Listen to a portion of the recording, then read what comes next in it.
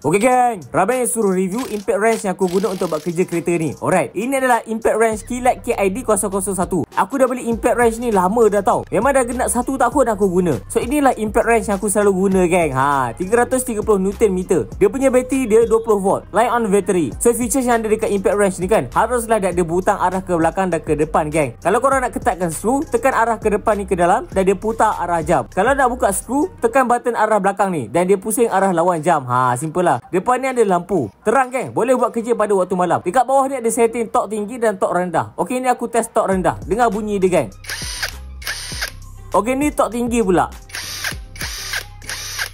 Gitu. Yang 3 bar hijau tu indikator untuk level bateri. Set yang aku ambil ni dapat 2 bateri lah. Bateri dia sangat tahan lama ya gang. Memang jarang aku charge bateri ni. Oh ya, charger pun dapat sekali. So ada dapat semua benda ni sekali. Ni yang paling penting, soket 17, 19 dan 21. Ni yang hilang ni saiz 10.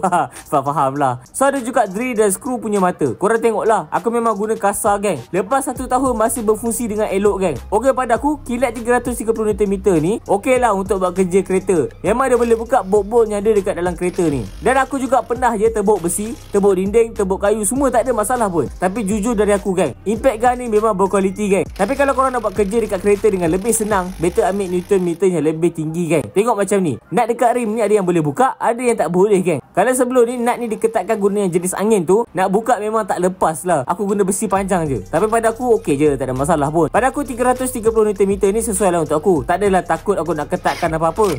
Tapi yang aku punya ni model lama tau. Sekarang ni dah keluarkan model baru geng. Kalau korang berminat nak beli ni, boleh tengok beg kuning dekat bawah geng. Okey dan